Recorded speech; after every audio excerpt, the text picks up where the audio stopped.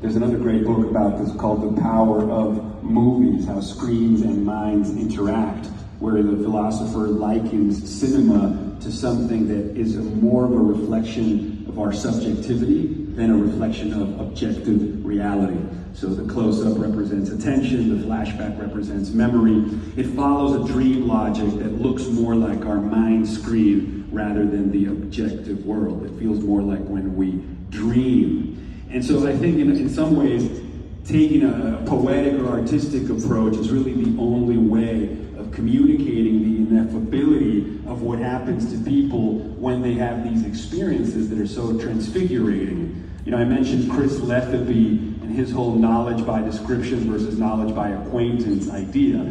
You know, you can take a person that's really, really depressed and you can lecture them all you want and describe all you want how this psychoactive experience could change them or how there's a different way of seeing reality.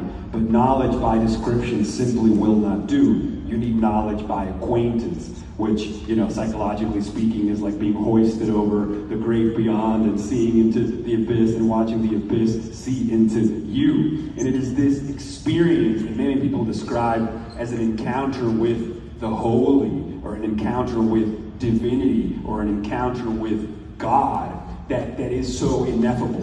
And what's interesting to me is that we're having all this fabulous science that's showing the mechanism of action of these compounds. We can do fMRI scans and see where the blood flow goes, and we have these wonderful hypotheses like the entropic brain theory and the overactive default mode network and the seat of the ego and so on and so forth. And that's awesome because that passes clinical trials, can be vetted by the scientific community, and it's super important. But it's kind of like having church and state. We also need to show the inner verse, which is the church experience, the ineffable interiority, the cognitive content of a psychedelic trip that actually heals a person. How does a psychedelic trip heal a person? And how do we even render that in a way that we can show people?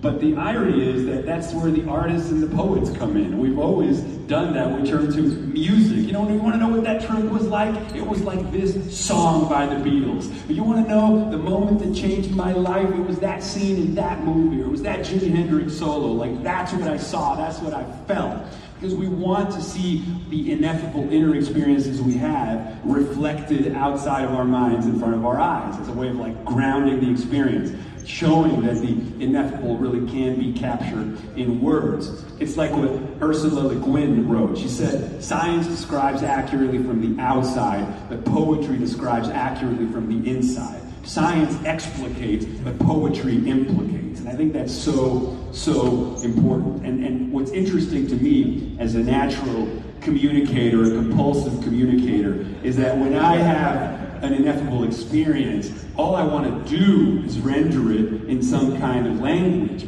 The more people say, "Oh, words don't do it justice," I say to them, well, maybe rational language doesn't do it justice, but poetic language does. It's like what Alain de Botton wrote when he says, you know, a journalist or a scientist may be more accurate, empirically accurate, in describing the details of an event or a phenomenon than a poet.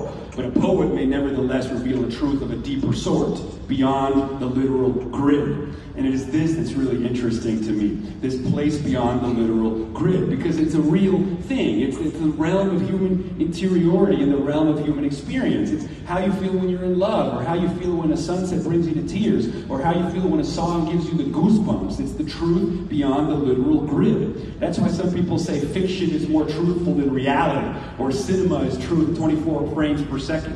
I always understood those quotations seem paradoxical. You know, how can fiction be more truthful than reality? Well, have a psychedelic experience and you'll understand. Or read a great piece of literature and you'll understand. Or go see a film and you'll understand.